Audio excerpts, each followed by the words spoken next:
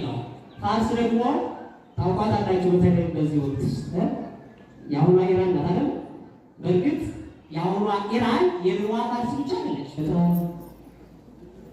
ፍቅሩን እስከ ሞት ድረስ ያረጋገጠ የአባቶቻችን የቅዱሳን አምላክ የእኛም አምላክ ቅዱስ እግዚአብሔር ያለፈውን ጊዜ በቸርነቱ በይቅርታው ጠብቆ ከክፉ ነገር ሁሉ ጠብቆ ያለፈውን ጊዜና ሰዓት አሳልፎ ለዚህ ዕለት ለዚህ ሰዓት በሰላም ስላደረሰን ከሁሉም ነገር አስቀድመን ለስሙ ምስጋና እናቀርባለን። ክብርና ምስጋና ለተቀደሰው ስሙ ይሁንልን።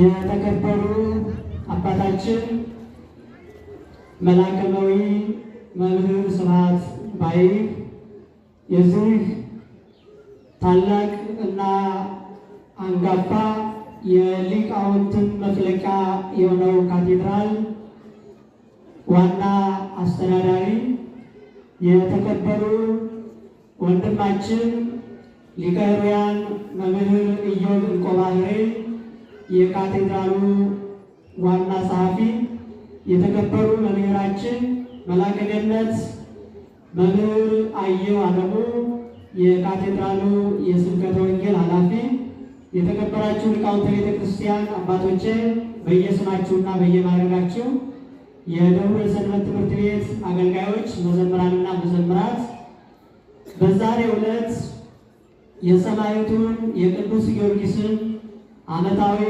የዕረፍት መታሰቢያ በዓል ምክንያት በማድረግ እግዚአብሔር በረድኤት አቅርቧችሁ በፍቅሩ ስሟችሁ በእግዚአብሔር ቤት ውስጥ እግዚአብሔርን ለማመስገን እግዚአብሔርን ለማምለክ ሰማዕቱን ቅዱስ ጊዮርጊስን ለማክበርና በረከቱንም ለማግኘት በዚህ መልኩ በእግዚአብሔር ቤት ውስጥ የተገኛችሁ የተወደዳችሁ ምዕመናንና ምዕመናት ሁላችሁም በዚህ ወቅት በቤተ ክርስቲያኗ ቋንቋ ሰላምታ በምንለዋወጥበት ቃል ሰላምታ አቀርብላችኋለሁ።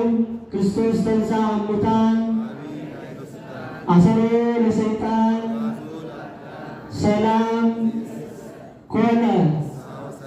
አምላካችን ክርስቶስ ሞትን ድል አድርጎ ሙስና መቃብርን አጥፍቶ ከሙታን መካከል ተለይቶ በገዛ ስልጣኑና በታላቅ ኃይሉ ተነሳ። አባታችን አዳምን ከእስራት ፈታው፣ ከባርነት ነፃ አደረገው። ጥንተ ጠላታችን ዲያብሎስን ግን አሰረው። እምይእዜሰ አምላካችን ክርስቶስ ሞትን ድል አድርጎ ስለተነሳ አባታችን አዳም ከእስራት ስለተፈታ ከባርነቱ ነፃ ስለሆነ ጠላታችን ዲያብሎስ ግን ስለታሰረ ከእንግዲህ ሰላምና ፍቅር ሆኗል። እንደምን አደራችሁ? እንዴት ሰነበታችሁ? በዚህ ታላቅ በዓል ላይ እግዚአብሔርን ለማመስገን ተገኝተናልና እንኳን ለዚህ ያደረሳችሁ፣ እንኳን ወደ ቅድስት ቤተ ክርስቲያን በሰላም መጣችሁ። እግዚአብሔርን አመስግኑት። ያለፈውን ጊዜና ሰዓት ሁሉ በመግቦቱ እየመገበ በጥበቃው እየጠበቀ በይቅርታውና በቸርነቱ ኃጢአታችንን በደላችንን ይቅር እያለ ለዚህ ዕለት ለዚህ ሰዓት ያደረሰንን አምላክ ደግመን እናመሰግናለን። ከፍ አድርጋችሁ አመስግኑ። አምላክን በድንግልና ጸንሳ በድንግልና የወለደች በክንዶቿ አቅፋ ያሳደገች በግብፅ በረሃ ስለ ልጇ የተሰደደችና ቀራንዮ ተራራ ላይ ለሁላችንም እናት ሁና የተሰጠች እናታችንና እመቤታችን ቅድስት ድንግል ማርያም ምስጋና ይድረሳት። ለእሷም ምስጋና ቆሙ። የቅዱሳን መላእክት ጥበቃ፣ የቅዱሳን የነቢያት ሐዋርያት፣ የጻድቃን የሰማዕታት ጸሎት፣ በረከት፣ አማላጅነት ከሁላችን ጋር ይሁን። ለቅዱሳኑ ክብር ስጡ።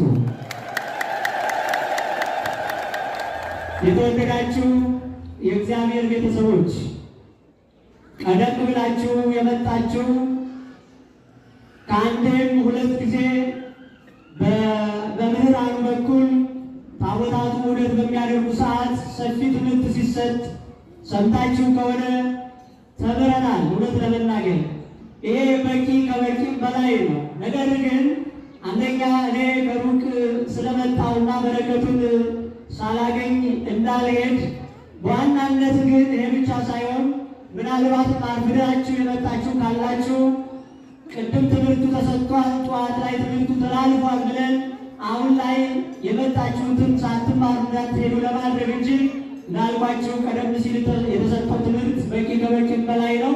እግዚአብሔር አምላካችን አሁንም በቸርነቱ ሁላችንን እንዲያስተምረን መልካም ፈቃዱ ይሆንልን። ስለዚህ ሰፊው ታሪክ ስለተደረገ ብዙ ጊዜ አልወስድባችሁም፣ አጠር ላለ ጊዜ እንቆያለን። እንደ እግዚአብሔር መልካም ፈቃድ የትምህርታችን ርዕስ አድርገን የምንማማርበት አምላካዊ ቃል አንትሙ ትከውኑኒ ሰማዕትየ ምስክሮቼ ትሆናላችሁ በሚል ኃይለ ቃል ይሆናል። ይህን ኃይለ ቃል የምናገኘው በሐዋርያት ሥራ ምዕራፍ 1 ቁጥር 8 ላይ ነው። ይህ ኃይለ ቃል በድጋሜ በሉቃስ ወንጌል ምዕራፍ 24 ቁጥር 48 ላይም በተመሳሳይ መልኩ ተጽፎ እናገኘዋለን። ምክንያቱም የቅዱስ ሉቃስ ወንጌልና የሐዋርያት ሥራ የተጻፉት በአንድ ሰው ነው።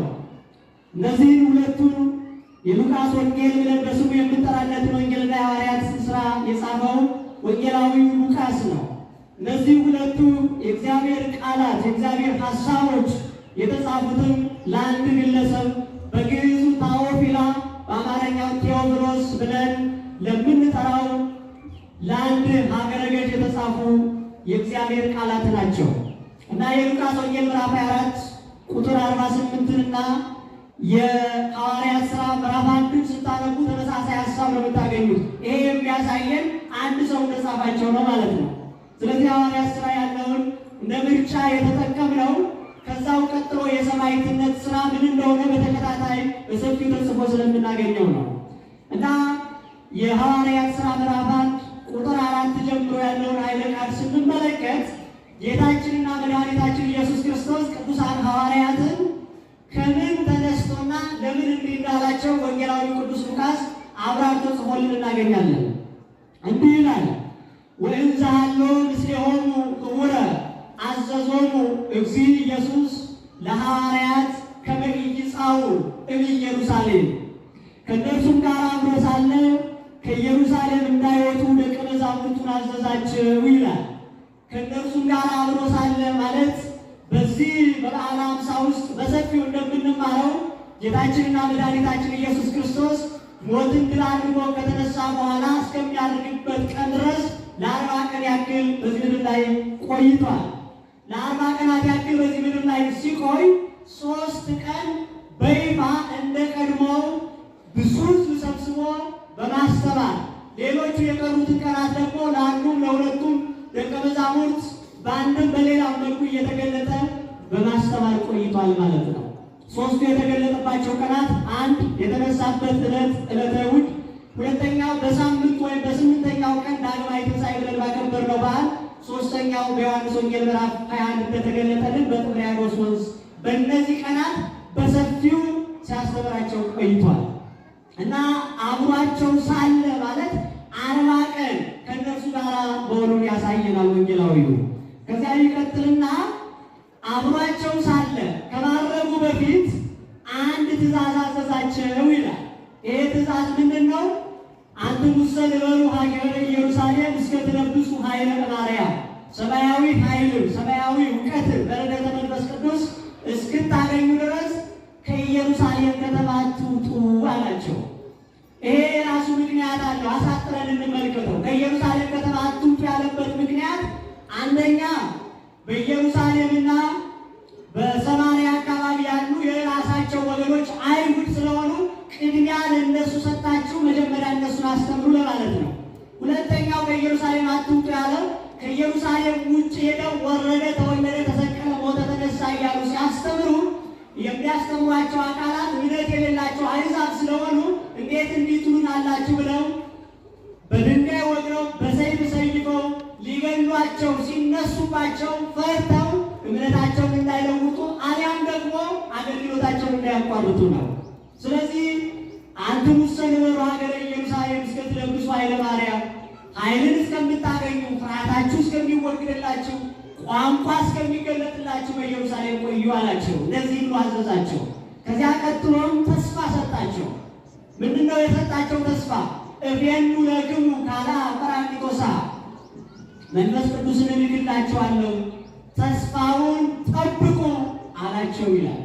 በዚህ መልኩ ቅዱሳን ሐዋርያት የታዘዙትን ትእዛዝ ጠብቀው ተስፋውን በእምነት እየተጠባበቁ ጌታችን በአርባኛው ቀን ካረገ በኋላ ለ10 ቀናት ሳይንቀሳቀሱ በኢየሩሳሌም ከተማ አቅራቢያ በምትገኝ በማርቆስ እናት በማርያም ቤት ውስጥ በኋላ ሥራ ጽዮን ተብላ በምትጠራው አዳራሽ በጸሎት በትምህርት እግዚአብሔርን ሲያገለግሉ ቆዩ ይላል። እንመለስና ወደዚህ ወደ ሐዋርያት ሥራ ወደ ተነገረበት ሐሳብ ስንመጣ ትእዛዙን አዟቸው ተስፋውን ሰጥቷቸው ነው ያደረገው እና ይህንን ትእዛዝ ከሰሙ በኋላ ቁጥር 8 ላይ ስትሄዱ እንዲህ ይላል፣ መንፈስ ቅዱስ በእናንተ በወረደ ጊዜ ኃይልን ትቀበላላችሁ ብሎ የሚደርስላቸውን እና የሚደርስላቸውን በረከት የሚያገኙትን ጸጋ የሚደርስባቸውን ግፍና መከራ ከነገራቸው በኋላ በእናንተ ላይ መንፈስ ቅዱስ በወረደ ጊዜ ኃይልን ትቀበላላችሁ ካለ በኋላ ከዛ በኋላ በኢየሩሳሌም በይሁዳና በሰማርያ እንዲሁም ከምድር ጫፍ እስከ ምድር ጫፍ ድረስ ምስክሮች ትሆኑኛላችሁ አላችሁ። ምን ትሆኑኛላችሁ? ምስክሮች ትሆኑኛላችሁ። በየት? በገሊላ፣ በይሁዳ፣ በሰማርያ። እነዚህ ከተሞች አይሁድ ያሉባቸው ከተሞች ናቸው። ከእነዚህም ውጭ ከዓለም ጫፍ እስከ ዓለም ጫፍ ድረስ ማለት ደግሞ አሕዛብ ያሉባቸው ናቸው። በእነዚህ ሁሉ ከምድር ጫፍ እስከ ምድር ጫፍ ምስክሮች ትሆኑኛላችሁ አላቸው። እንግዲህ በዚህ አምላካዊ ጥሪ መሰረት አባቶቻችን ቅዱሳን ሐዋርያት ምስክሮች ሆነው አልፈዋል። በመጀመሪያው 100 ክፍለ ዘመን በተለይ ከ34 ጌታ ካረገ ጀምሮ ከ34 ዓመተ ምህረት እስከ 100 ድረስ ባለው ጊዜ ውስጥ ሐዋርያት ያገለገሉበት፣ ያስተማሩበት፣ ሰማዕትነት የተቀበሉበት ጊዜ ነው። በእነዚህ ዓመታት ውስጥ በመሰረታዊነት ቅዱሳን ሐዋርያት ያስተምሩ የነበሩት 3 ነገሮች ላይ ተመስርተው ነበረ። ወደ ዋናው ሐሳብ ወደ ሰማዕቱ ወደ ቅዱስ ጊዮርጊስ ታሪክ ለመሄድ ሰዓታችንን ለመቆጠብ አሳጥሬ እነግራቸዋለሁ። አንደኛው በመጀመሪያው 100 ክፍለ ዘመን ሐዋርያት ያስተምሩት የነበረው ኢየሱስ ክርስቶስ የእግዚአብሔር ልጅ እንደሆነ፣ መሲሁ ይመጣል ተብሎ የተነገረለት መሲህ እሱ እንደሆነ የኢየሱስ ክርስቶስን መሲህነት በሰፊው ይገልጹ ነበር። ይመጣል ተብሎ የተነገረው መሲህ እሱ ነው። የዓለም ፈጣሪ እሱ ነው። የዓለም ጌታ እርሱ ነው። ከሦስቱ አካላት አንዱ አካል፣ ከሦስቱ ቅዱስ አንዱ ቅዱስ፣ አይሁድ በመስቀል ሰቅለው የገደሉት ስለ ሰው ልጅ ፍቅር በመስቀል ላይ የሞተ ነገር ግን ሞትን ድል አድርጎ የተነሳ እርሱ ነው እያሉ የኢየሱስ ክርስቶስን አምላክነት፣ የኢየሱስ ክርስቶስን መሲህነት፣ የኢየሱስ ክርስቶስን ፈጣሪነት ይመሰክሩ ነበር። ሁለተኛው ሐዋርያት ያስተምሩበት የነበረው ጉዳይ ኢየሱስ ክርስቶስ በሰው ልጆች ፍቅር እንደሞተና በገዛ ኃይልና ስልጣኑ ሞትን ድል አድርጎ እንደተነሳ ይሰብኩ ነበር። ሞተ፣ ነገር ግን በገዛ ስልጣኑ ተነሳ። የሞተውን የሰው ፍቅር አስገድዶት ነው፣ የተነሳው በገዛ ስልጣኑ ነው እያሉ ይህንን ሞቱንና ትንሣኤውን ይሰብኩ ነበር።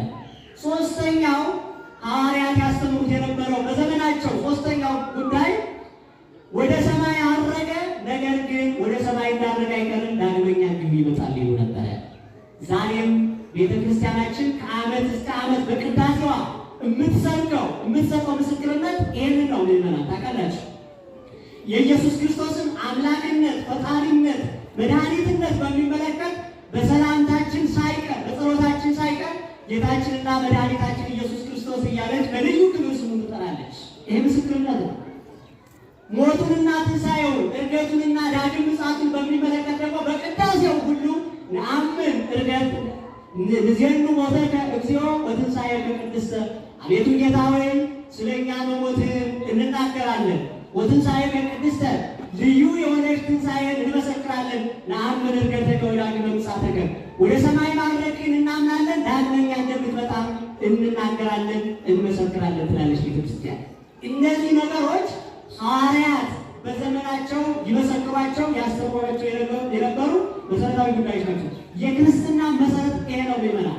እነዚህን አምነው ከተቀበሉ በኋላ አሕዛብ ያጠምቁ የነበረው እነዚህን ሲያስተምሩ ነው ያ ሁሉ ግፍና መከራ በሐዋርያት ላይ የደረሰባቸው። ስለዚህ የኢየሱስ ክርስቶስን አምላክነት፣ መድኃኒትነት፣ ቸርነት፣ ሞቱንና ትንሣኤውን፣ ዕርገቱንና ዳግም ምጽአቱን በማስተማራቸው በመመስከራቸው ምስክሮች በመሆናቸው በሰማዕትነት አልፈዋል። ምስክሮቹ ነው አልፈዋል። እንግዲህ ትውልድ ያልፋል፣ ትውልድ ይተካል። ሐዋርያት ሲያልፉ ሰብአ አርድእት፣ ሰብአ አርድእት ሲያልፉ ደግሞ ከሐዋርያት እግር ስር ቁጭ ብለው የተማሩ ሐዋርያትን የተኩ ሐዋርያን አበው የምንላቸው ቅዱሳን በሐዋርያት እግር ተተኩ። እነሱ ሲያልፉ ደግሞ ሊቃውንት በተለይ 318 ሊቃውንት ጉባኤ ኒቅያን ስናስብ የምናስባቸው ሃይማኖትን በዓለም ከዓለም እስከ ዓለም ድረስ ያጸኑ የተገፉትን ሰማዕታት ያጽናኑ እነሱ መከራ ተቀብለው መከራ ለተቀበሉት ግን መድኃኒት የሆኑ ሊቃውንቱን ስናስብ እነዚህ ሁሉ በሰማዕትነት ያለፉ ናቸው።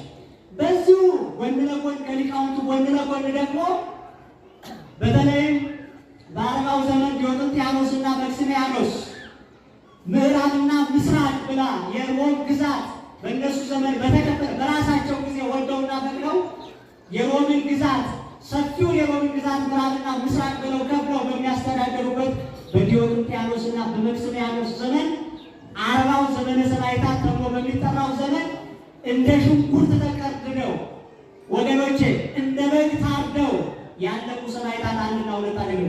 በዚህ ሁሉ የሰማዕታት ጉዞ ውስጥ ቤተክርስቲያን ቁጥሯ እየጨመረ እምነቷ እየጸና ትውፊቷ እየተጠናከረ ነው የሄደው። ወገኖቼ እንግዲህ ዛሬ የምናስበው ሰማዕት ሊቀ ሰማዕታት ቅዱስ ጊዮርጊስም የተገኘው በዚሁ ክፍለ ዘመን በአራተኛው መቶ ክፍለ ዘመን ውስጥ ነው ማለት ነው እና ቅዱሳን ሐዋርያት ቅዱሳን ሰማዕታት እነዚህ ሁሉ ግፉንና መከራውን ታግሰው ራሳቸውን ስለ ክርስቶስ አሳልፈው ሰጥተው በሰማዕትነት ያለፉበት ምክንያቱ ምንድን ነው ከተባለ ምስክሮቼ ትሆናላችሁ የሚለውን አምላካዊ ጥሪ ተቀብለው ነው።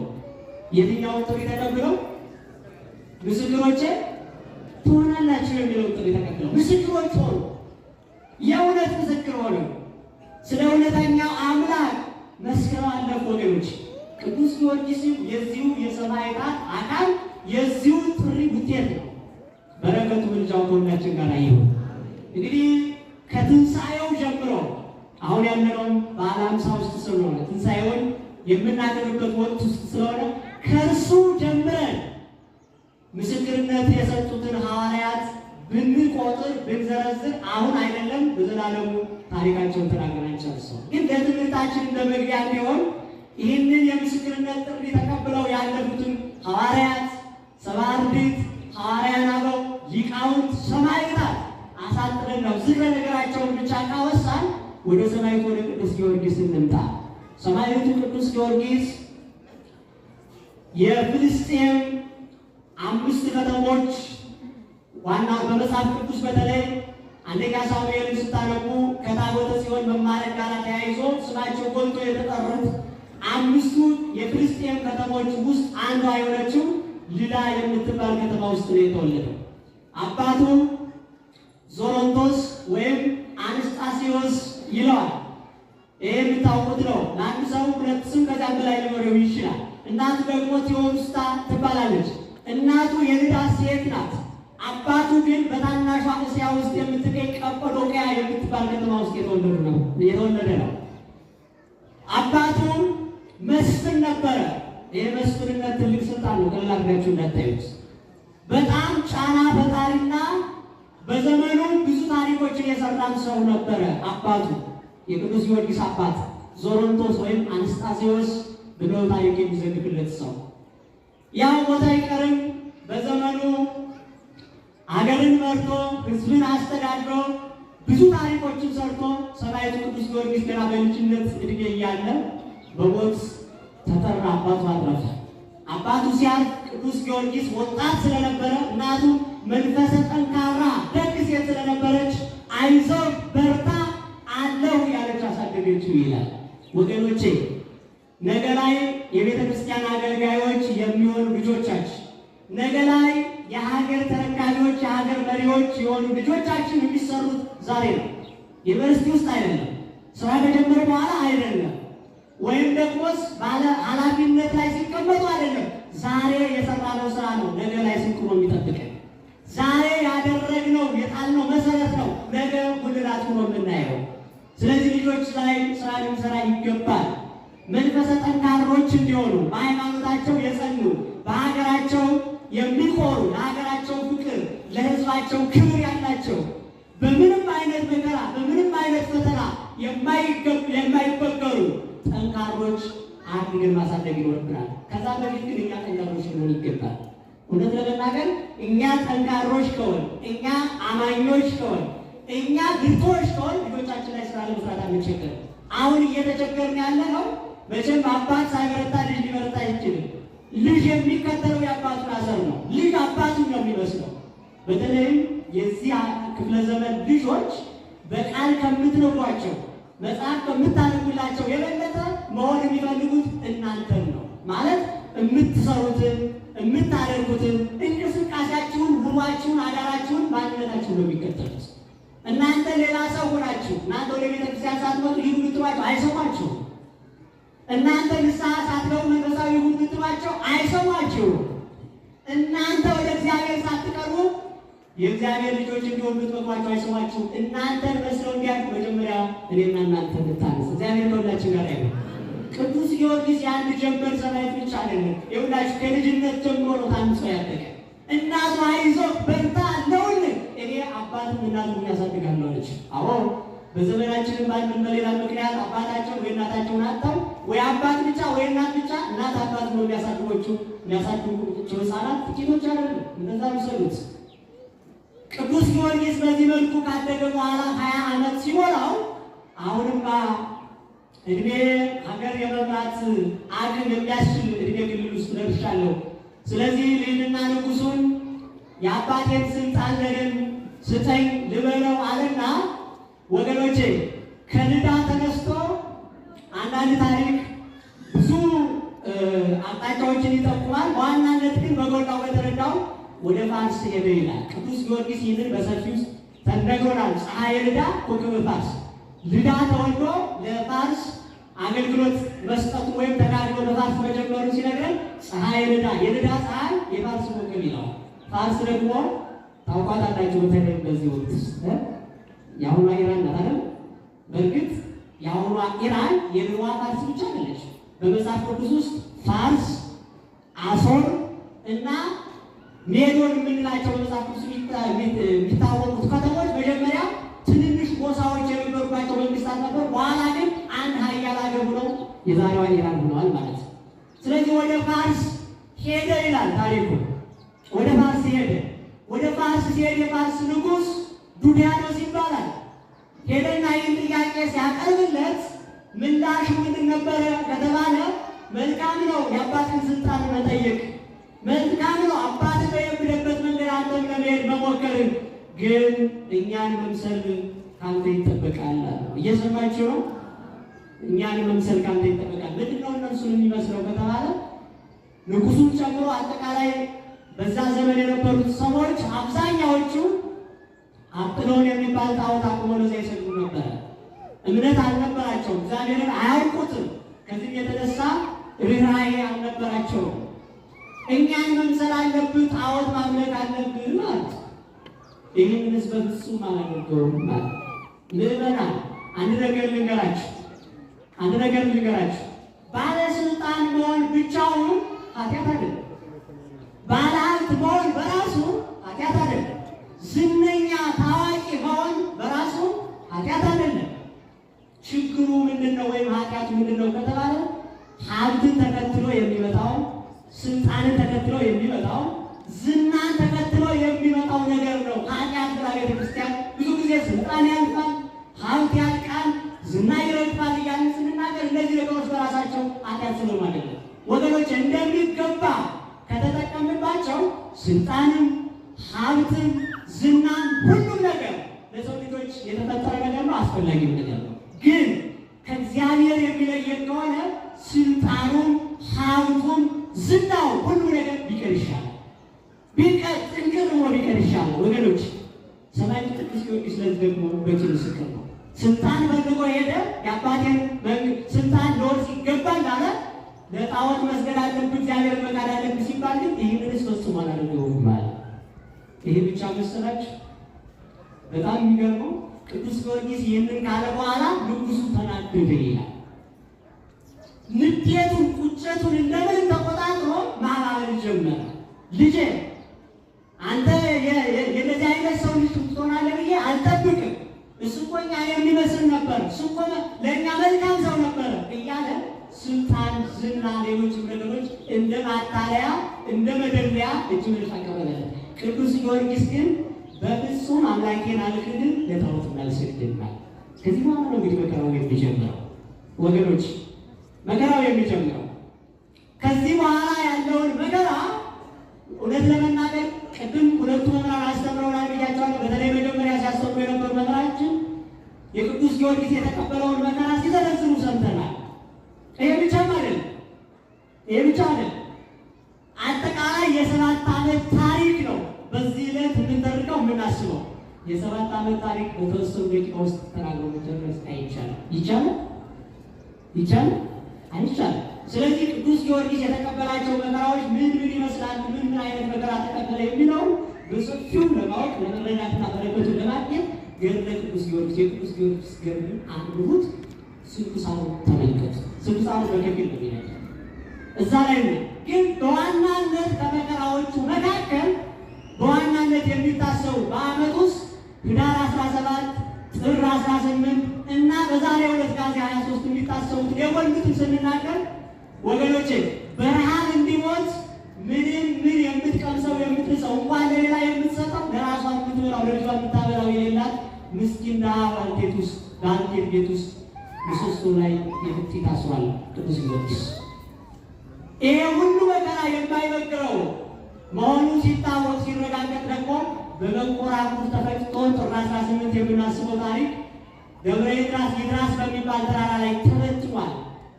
አሞራ ይብላው፣ አራዊት ለቃቅሞ ይብላው ተብሎ ተፈርዶበት ይሄ ሁሉ መከራ ይሄ ሁሉ ግፍና ስቃይ እንግዲህ ምን ያመጣው ነው ከተባለ ምን ያመጣው ነው? ሃይማኖቴን አልለውጥም፣ ፈጣሪዬን አልክድም፣ ለጣዖት አልሰግድም።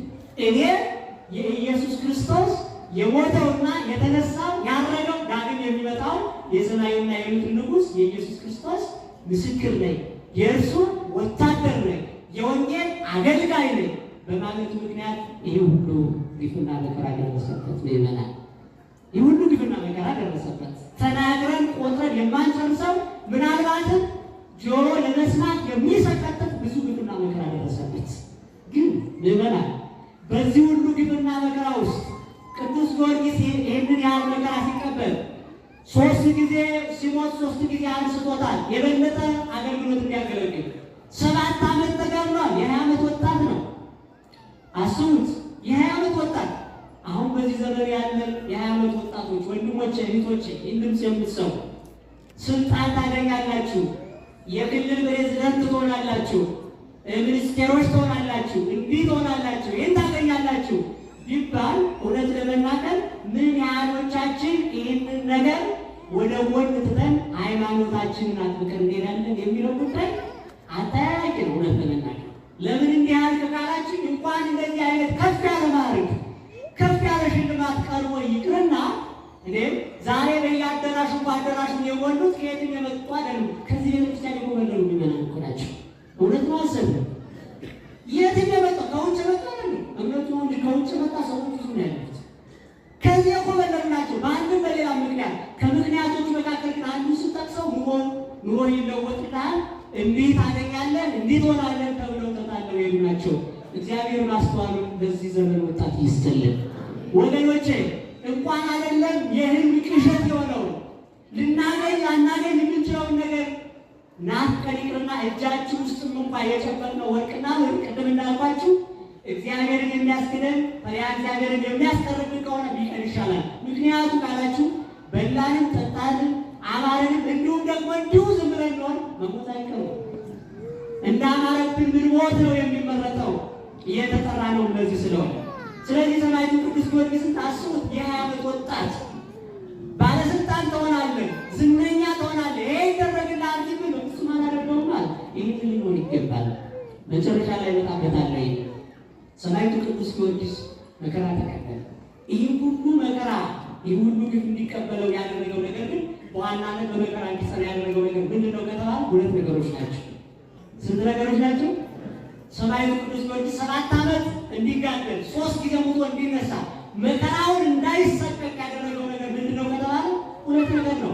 አንደኛው መከራውን እንዳይሳቀቅ መከራውን ያጸናው እግዚአብሔር ከእሱ ጋር ስለሆነ ነው። ቅድመ መምህራችን ሲጠቅሱ ሰምታችኋል። ኃይልን በሚሰጠኝ በክርስቶስ ሁሉን እችላለሁ አለ ቅዱስ ጳውሎስ። ኃይልን በሰጠው በክርስቶስ መከራውን እንዲችል ሆኗል። ወገኖቼ እንኳን አይደለም ይህንን ያህል መከራ ይህንን ያህል ስቃይ ይቅርና ለሰው ልጅ እኮ እንኳን መከራ ይቅርና ደስታ እንኳን የሚቋቋምበት አቅም የለውም እግዚአብሔር ካላስቻለው በስተቀር።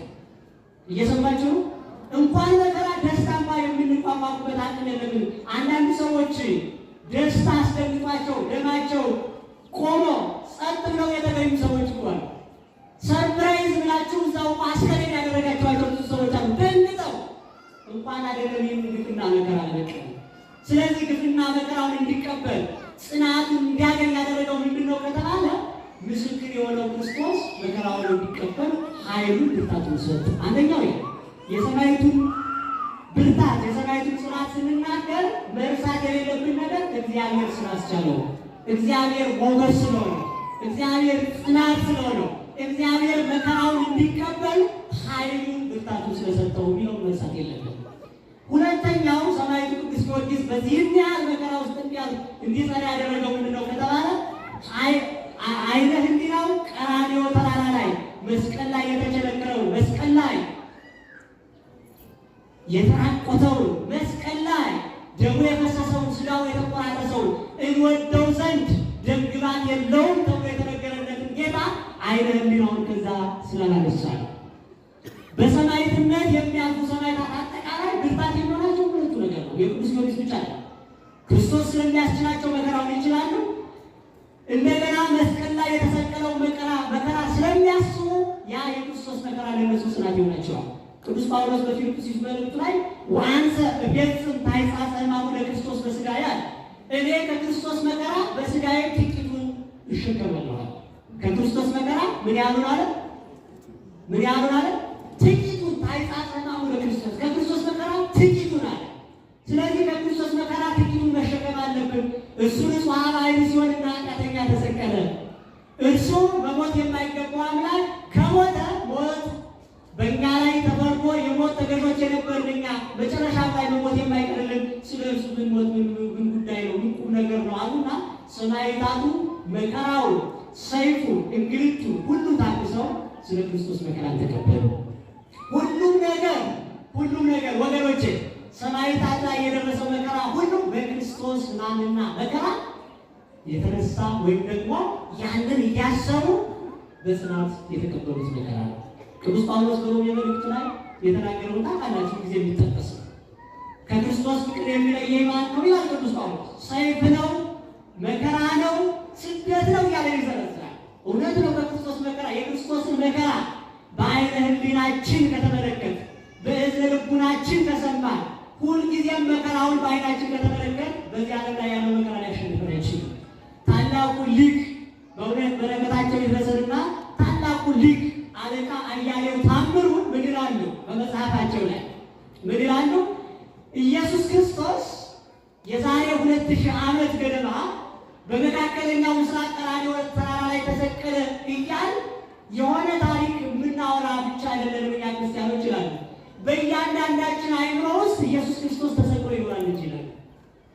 ቀራንዮውን ስታስቡ መከራውን ስታስቡ ይሄ ነው አይደል የሚታሰቡ? በእያንዳንዳችን አእምሮ ውስጥ ኢየሱስ ክርስቶስ መከራውን ስቃዩን ስናስብ እያንዳንዳችን ላይ ኢየሱስ ክርስቶስ ተሰቅሎ ይኖራል። ይሄ ነው እንግዲህ መከራውን እንዲታገሱ ያደረጋቸው ሰማዕታት። እንግዲህ በዚህ መልኩ ሰማዕቱ ቅዱስ ጊዮርጊስ ለ7 ዓመታት ሲጋደል ከቆየ በኋላ ወገኖቼ የአገልግሎቱ ጊዜ ሲፈጸም መስራት ያለበትን ነገር ሰርቶ ሲጨርስ አክሊል የሚቀዳጅበት ጊዜ ሲደርስ አምላካችንና መድኃኒታችን ኢየሱስ ክርስቶስ 3 ጊዜ ከሞት ያስነሳው ጌታ በራእይ ተገለጠለት። በራእይ ተገለጠለት እንዲህም አለ፣ ወዳጄ ጊዮርጊስ ሆይ መከራው ይበቃሃል፣ በመከራውም አክሊሉን የምትቀዳጀበት ጊዜ ደርሷል። እነሆ ላሳርፍህ ጊዜው ተቃርቧል። የምትቀበለው መከራ ይበቃል። የምታርፈው ወይም እረፍት የምታገኘው ደግሞ በዚሁ በሰማዕትነት ነው ብሎ የሚደርስበትን የሚያገኘውን ሰማዕትነትና የሚሸለመውን ሽልማት አክሊል ከነገረው በኋላ ሚያዝያ 23 በዛሬው ዕለት አንገቱን በሰይፍ ሰይፈው ሰማዕትነት ተቀብሎ አልፏል ማለት ነው። እንግዲህ ዛሬው በዓል ይሄ ቅዱስ ጊዮርጊስ በሰማዕትነት ያለፈበት ያረፈበት አለፈ ስንል በስጋ ማለት ነው። የቅዱሳን ታሪክ የቅዱሳን መታሰቢያ ለዘላለም ነው ተብሏል። ስለዚህ ሰማዕትነትን የተቀበለበት ዕለት እንተገለው ትምህርታችን በሁለት በሶስት ደቂቃ ውስጥ ምዕመናን የቅዱስ ጊዮርጊስን ታሪክ ስናስብ ስናነብ ስለሱ ስንነጋገር የመጨረሻ ግባችን ምንድን ነው? ታሪክ አውጥቶ ለመለየት አለ ወገኖች። እርሱማ ታሪኩን ተናገርንለትም አልተናገርንለትም፣ ክብሩን አወራንለትም አላወራንለትም፣ አንድ ጊዜ ሰባቱን አክሊላት ተቀዳጅቶ ወደ ዘላለማዊ ሕይወት ወደ ዘላለም ደስታ ገብቷል። አሁን ትልቁ ቁም ነገር በዚህ በዓል ላይ ማወቅ መገንዘብ ያለብን ነገር ምዕመናን፣ አንደኛ በሕይወት ዘመናችን ሁሉ እግዚአብሔርን በእምነት ጽናትና በተጋድሎ ጽናት ማገልገል እንዳለብን ነው። ከዛሬ የምንማረው በዘመናችን ሁሉ ዓለም ላይ መከራ አለ፣ ግፍ አለ። ይህ ዓለም የመከራ ዓለም ነው ተጽፏል። ስለዚህ በዚህ መከራ ዓለም ውስጥ ስንሆን መከራው ሳያሳቅቀን ከሃይማኖታችን ሳያጎድለን ከእግዚአብሔር በቀጥ ሳያደርገን በጽናት መኖር እንዳለብን እንማራለን።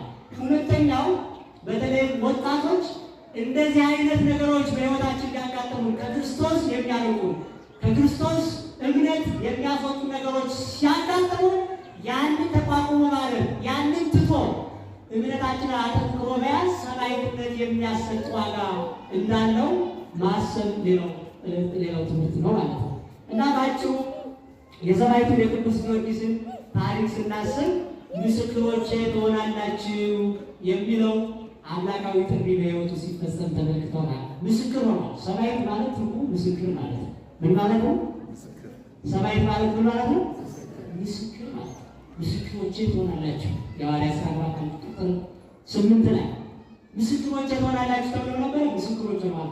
ዛሬም እኛ ምስክሮች ነን። በሐዋርያት እግር የተተካን እኛ ነን አይደል? በሰማዕታቱ እግር የተተካን እኛ ነን አይደል? ደግሞ መዳረሻችን አንድ ነው አይደል? መንግሥተ ሰማያት ነው መዳረሻችን። እኛም በክርስትናችን ጸንተን በእምነታችን ጸንተን የአምላካችን የእግዚአብሔር የሞቱና የትንሣኤው የዕርገቱና የዳግም ምጽአቱ የቸርነቱ የመግቦቱ የአዳኝነቱ ምስክሮች ሆነን በሕይወታችን ዘመን ሁሉ እንድናገለግል እግዚአብሔር ሁላችን ይርዳን። የቅዱሳን አምላክ ቅዱስ እግዚአብሔር እኛን በቅድስና እስከ መጨረሻው ድረስ እንድንጸና በቸርነቱ ይርዳን ያግዘን። እንዳልኳችሁ ነው በሰፊው የዛሬውን ታሪክ ለመነጋገር ምንም ያህል ጊዜ ብንወስድ ሰማዕቱን እንደሚገባ እንደተጋድሎ መግለጽ አንችልም። ለማሰብና አይምሯችን ላይ የቅዱስ ጊዮርጊስ ፍቅር የቅዱስ ጊዮርጊስ የሃይማኖት ጽናትና ያገኘው ዋጋ እንድናስብ ብቻ ለዝክረ ነገር ይሄንን ቃል ይበቃናል። እስኪ ሁላችሁ ካላችሁበት ተነሱ ይመናል ካላችሁ